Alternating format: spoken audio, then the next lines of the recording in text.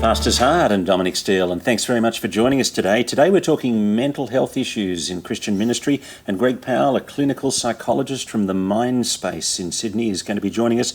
But just before we get to Greg, each week on the Pastor's Heart we talk to a key Christian leader about their heart and then what they're doing practically to serve our Lord Jesus. But before I introduce Greg, I just wanted to let you know that it's not just me that works on putting together the Pastor's Heart. There's a small team of us, there's 4 of us actually, who film, who edit, who promote each episode, and we need to raise funds to cover their salaries. And so if you do appreciate the work that the Pastor's Heart does, you can support us in continuing this ministry by becoming a Patreon supporter. By donating $5, $10, $20 a month, you can ensure that we're able to continue to make these episodes each week, and you do it by going to bit.ly/thepastorsPatreon. Now, next week, we're going to be talking with Tim Hanna. He's the outgoing CEO of Compassion Australia, and he's going to be talking to us about how to leave a ministry well. He's served 3 different churches, he's lectured in theological college, and now spent a decade leading the Christian ministry Compassion, and he's left 4 or 5 times and left well. And what can we learn about how to leave well? Because that's an issue that all of us confront at some stage or other. Now, Greg, thanks very much for coming and joining us. Greg Powell from the Mind Space. Thank you, Dominic. Mate, we're going to talk mental health, and we're going to talk staff teams, we're going to talk mental health in the church. But first of all, your heart and what God is doing on your heart. Yeah. It's a good question. I feel like probably over the last few years now has been a real journey of still getting better at listening. I feel like God's showing me more and more that the people that I get to interact with, that I'm not the expert, even though sometimes they come and that's what they're expecting, but actually God's trying to get me more and more to sit and to listen and to approach with his heart, to assume that this is an amazing person that God loves and cares for. And so really, from my reading of the gospel, to try to take a Jesus approach, a gentle approach of getting alongside people and wanting to know them. Wanting to try to understand them as best I possibly can. Okay, let's start then. Mental health, and how prevalent are mental health complexities amongst those of us who are working professionally full-time in Christian ministry? Yeah, I don't think it's any different to the general community. Now, it's hard for us to get an accurate measure around prevalency rates in ministry. If you ask me personally, like 60% of my clients are people in Christian ministry. They are all seeing me for mental health. I see a lot of it. But I think the prevalency rates in society, we're looking at around 1 in 4, 1 in 5 are commonly quoted numbers. How do I first recognise the signs in myself of burnout, of those kind of things, and actually in my team members, in my staff? Yeah, good question. So there's a couple of things that I think are really important. If we're talking about recognising mental health issues in myself, then I think change is a big thing. I think as people, we don't change easily, and the older we get, the more difficult it is for us to change our behaviours or our patterns of interacting with people. And so one of the things we're always looking at in mental health, particularly when we're looking at diagnoses, looking at things like change. Is this a deviation from what would have previously been considered your normal functioning? And is that change causing a problem? For most diagnostic categories in our Bible of diagnoses, the DSM-5, I think we're at now, there's always there's a list of symptoms, and then at the bottom there'll often be one that says something like it needs to cause clinically significant impairment. This subjective measure of it's causing a problem. It's there's a change that's occurred and I'm not working the way that I was before, and it's not for the better. Now, for me to recognise that requires me to have a reasonable level of self-insight. Some people do, others don't. And so the next question you asked is, what about for people in my team? So sometimes it's about other people pointing things out to us and saying, hey, I've noticed that... You're grumpier than usual. Yeah, maybe you're grumpier than usual, or you're not around as much as you used to be, or, behavioural... And so not always an emotional change. It might just be a change in a behaviour. And the other thing is, I think, when we're talking about noticing it in others, it kind of requires you to have a relationship with people. Because again, noticing change requires you to have known them and then to have seen a difference. And so investing time with people, getting to know them, building relationships so that you can notice when something is different. How do I mentally and emotionally let go of the details of a demanding pastoral visit, pastoral conversation when I go home? Yep, good question. Because all of us walk out of those complex conversations. Yeah, there's a few tricks, I think, but the difficulty is everybody's different, right? So some people have a natural predisposition to hold on to things more than others. Other people, for whatever reason, they find it's water off a duck's back. They can leave the office, don't think about it again. And that may relate to personality, it might relate to upbringing. So everyone is different. Everyone has a different level of ability to do this. So for clients that I work with in ministry who may have been through a difficult situation, typically what I would say to them is, look, the first thing we need to do is we need to understand the story. Like I need to make sure that you understand what happened and you have a good narrative or a sound narrative. Because sometimes what happens is people go through a difficult situation and the story that they have of that is slightly warped or it has some strong bias to it. Some of that might be, again, upbringing or biology, but it isn't quite an accurate reflection of what happened. And so a lot of the time what we have to do is start with saying, let's actually get a good story. Can we talk this through, look at it, collect the information we need to get a version of events that we are pretty confident is reflective of what really happened. And once we do that, that then enables us to say, okay, now let's look at what's yours to own and what's other people's to own. And if there's things that you need to own as a person because it was your responsibility, then fantastic, let's deal with those. These become learning opportunities or windows for change. If it's someone else's, let's not own that. Let's get better at kind of going, that's theirs to deal with. We've had a question in from Facebook. Wade's asked, what are the common traits of high-performing ministry teams that sustain effective ministry in spite of these heavy spiritual and mental demands from the flock? What does good or great look like? Wow, it depends. It's a good question, but this is the complexity of my own brain. Defining something like great is complicated to start with. It depends on what you're looking at. I've seen... Well, if I went to secular language, they'd say, well, that somebody was high-performing, they did their job well, and they stayed.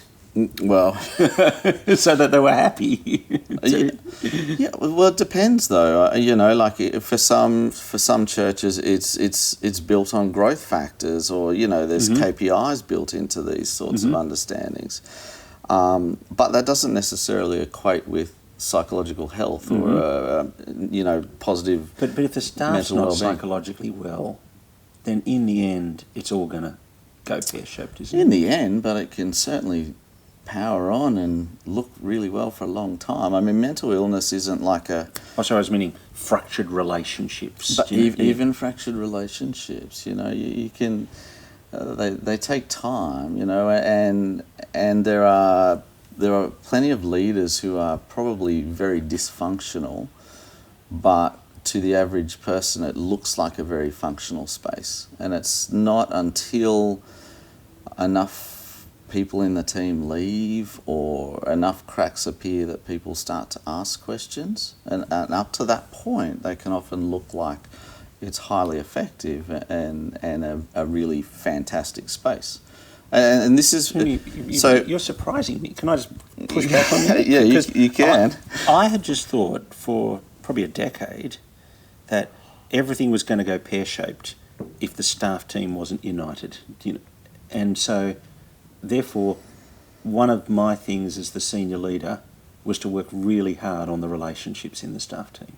Right, but I would argue that that's because that's the type of leader that you are. Okay. That you prioritise and place a high level of value on relationship and building team unity, which, there's plenty of research that says, yes, fantastic thing to do. There are also other leaders that won't invest in relationship because that's not what they do. So they're either, their skills may lie in, communication, or, so they might be fantastic speakers and teachers, mm-hmm. but you're best to avoid going to them for a pastoral concern. Mm-hmm. And so they can be very difficult to work with, but on the outside or for the congregation member, it can look very, very good. Very good, yeah. Right, and so there's...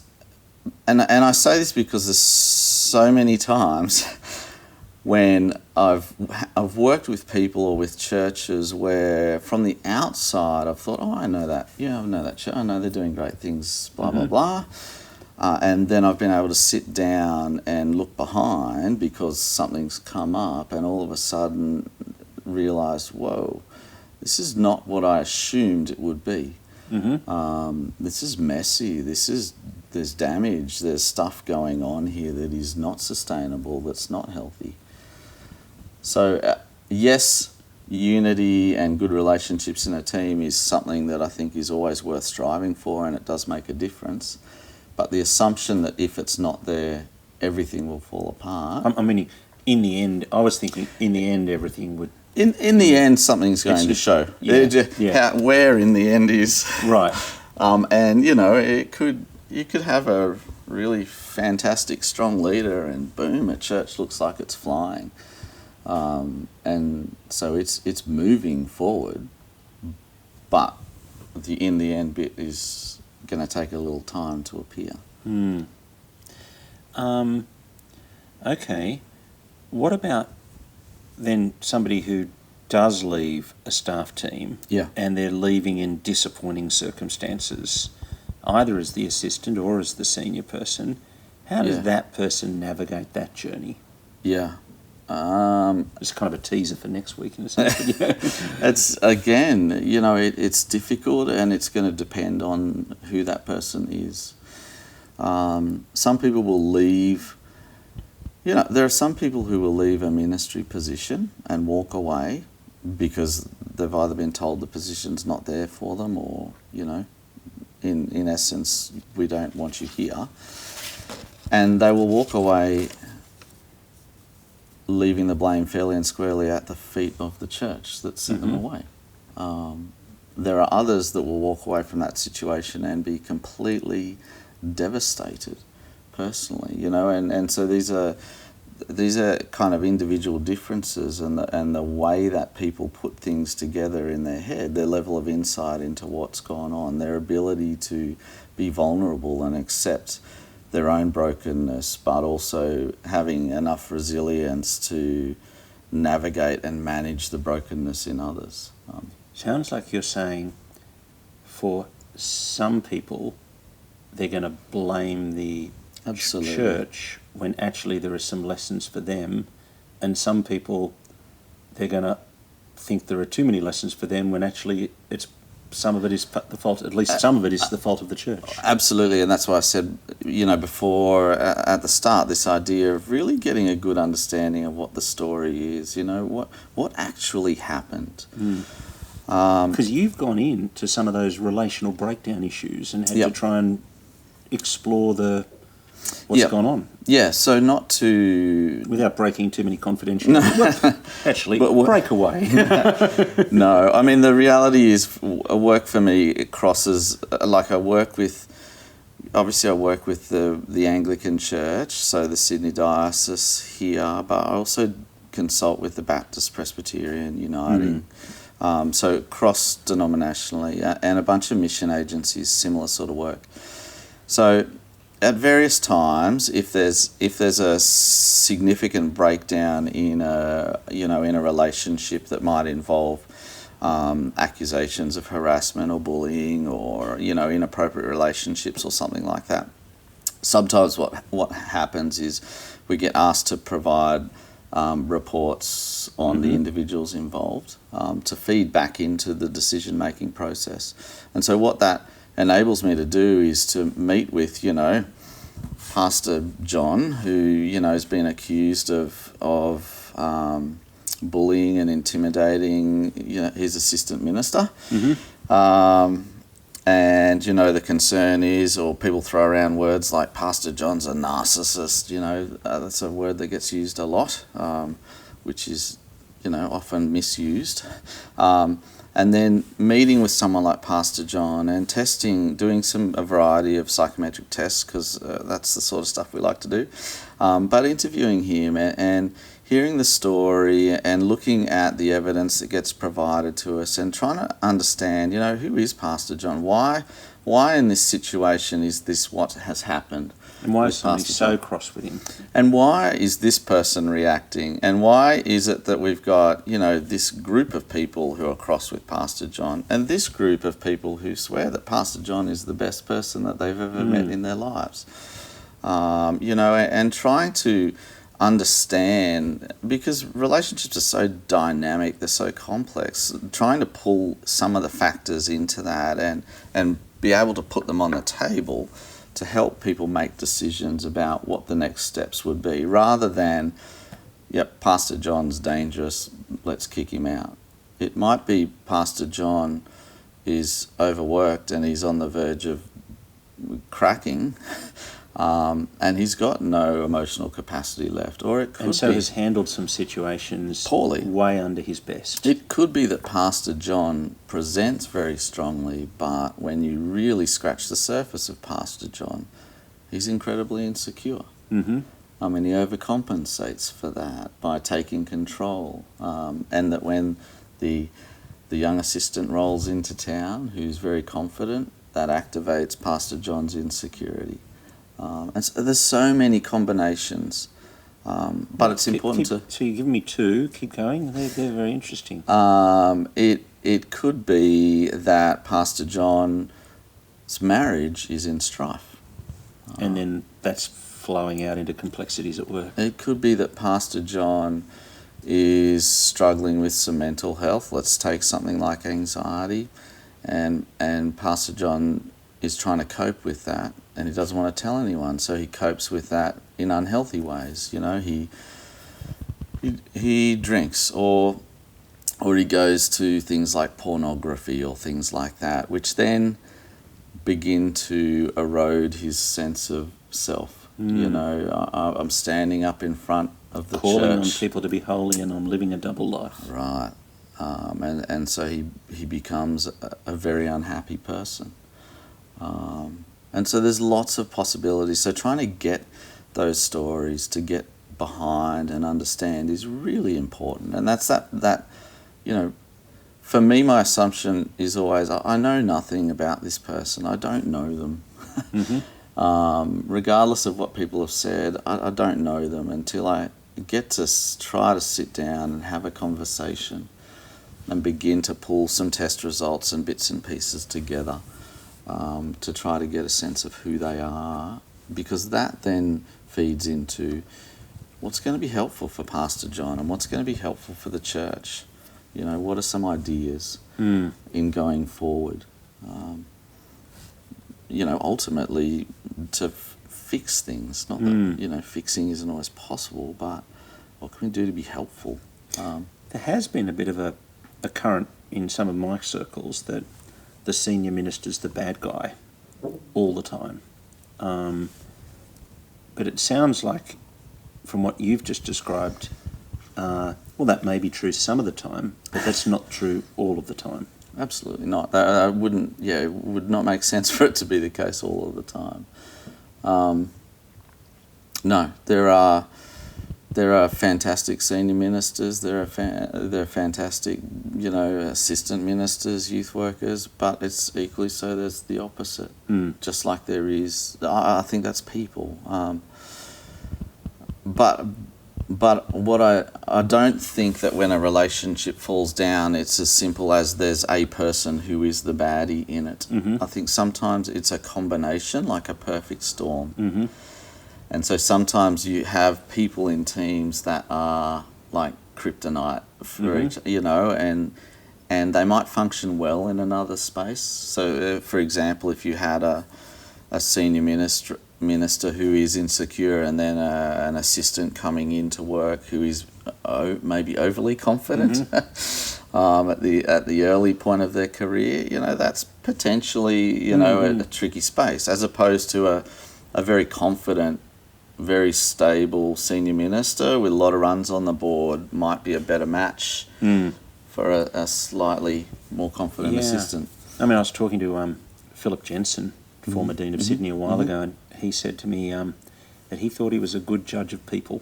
And I thought, as he said that, well, I think you are a better judge of people than I am. And in terms of analysing people to potentially employ them and that kind of thing. And then he said, I think I only get it right 50% of the time. I was waiting for that. And then I thought, well, I shouldn't be so down on myself. No. And look, one of the things that we do are obviously the psychological assessments for people applying for ordination. So for most of the churches, the Sydney Anglican Diocese, some of the other Anglican dioceses, again, Presbyterian Baptist Uniting, we do psychological assessments for anyone who's applying to be ordained. And so that's part of the process of saying, look, we think this person's earmarked as a, you know, they've probably got something good to offer, but can we get some extra information from external, you know, professionals?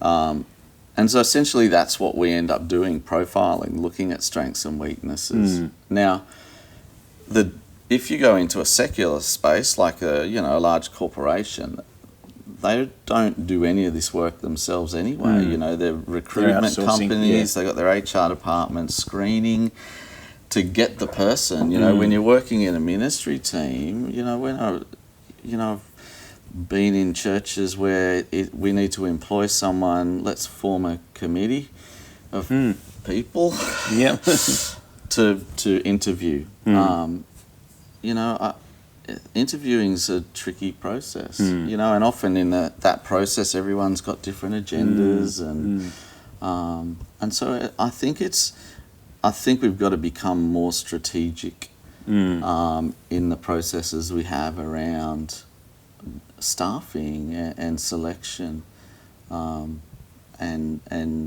looking to use resources that are around or processes that other people have developed, rather than just, you know, grab a few people and hope that we get the right person.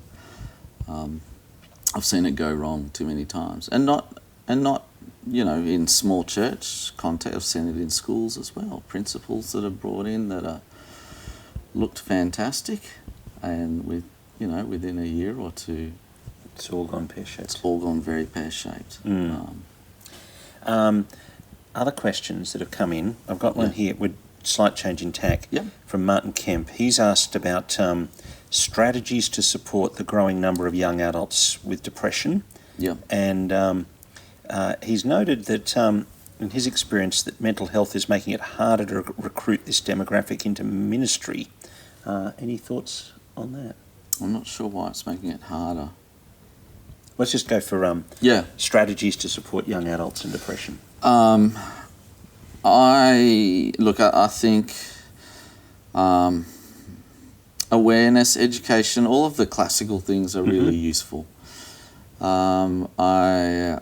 We've recently, myself and a few others, run mental health first aid training, pushing those sorts of things into churches as well, kind of saying, look, these are great secular programs for triaging, for recognising these early signs. I think they're great things to do. I think mental health literacy is generally increasing. So I don't think that I think any problems we're seeing with anxiety and depression of young people are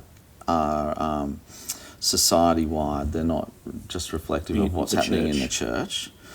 And if someone said to me, why is that happening? These are the big questions that lots of people, are still debating, whether these are increases. I personally think they are. I think society is faster. I think we've bought into the independence myth. We've lost community. We push. Sydney is, a lot of friends who've left Sydney. It was just not sustainable. So there are a lot of external pressures, and what we do know is that stress, sustained stress, chronic stress, inevitably exacerbates any mental health condition, and sometimes will lead to mental health conditions. So I think as a church, anything we can do to, and this will sound terrible, and I've got lots of friends that will not like me saying this, but anything we can do to lower expectations and to reduce pressures, I think is beneficial. Another question. It's an assistant minister question. Yeah. How can I love, respect and partner with my senior minister, even though I might disagree with him on an area of doctrine, philosophy or practice? I would imagine that is inevitable. So I think... So that's a good point, just to normalise it. I think everybody's going to... Absolutely. I think if you were working in a team where everybody agreed on everything, that would be pretty rare. And maybe you haven't had enough discussions about finer details. I think there's a difference. I think we've got to get better at disagreeing but still loving. So being able to say, look, I don't agree, let's have the discussion. Let's understand each other. Why do you think that? Why do I think that? How does that play out? What does that look like? And then it's a case of going, okay, so where does this cause tension for us in our relationship? Because I disagree with you doesn't mean that I now feel I'm now able to, disrespect you or not follow your instructions or, or say things behind your back or, disagreeing with someone isn't giving you permission to be not nice anymore. So I think we've got to get better at doing that. I'm a believer that we function better when we're working with people who have different ideas to us. And there's something rich that comes out of that. But it only works if people are able to work together and maintain relationship even though they disagree. So it's very possible, and if it's and I would say that if it's such a problem for somebody that they feel like they can't work there, then that's a big area of growth. Because the risk is it says, I can only ever work well in a space where I agree with everything that the leader says. I might be unusual. I've never agreed with everything that the leader of the churches that I've gone to has said. I agree with a lot of stuff, and some things I'm just like, no, I don't agree with that. But I still respect you. and that's okay. I believe that's okay. Mm-hmm. It's what I do with that that's important, and how I support and affirm their leadership, and what I say to other people, and making sure that I'm supporting and encouraging and not white-anting or trying to build my own team. I often think the perfect church, the church that I would be most happy in, would be the church that I'm leading, but the problem is that I'd be the only one in it. And the reality is, knowing myself, I'd probably kick myself out of my own church anyway. It wouldn't really work. Well, it's been a very stimulating discussion with you this afternoon, Greg, and I'll look forward to having you back and drilling down a little more on some of these topics. So thanks very much for coming. Thanks for having me. It's been fun. Greg Powell has been my guest. He's a clinical psychologist with the Mind Space, and it's been great to talk to him on The Pastor's Heart, and we'll look forward to seeing you next week when our guest will be Tim Hanna, the outgoing CEO of Compassion Australia.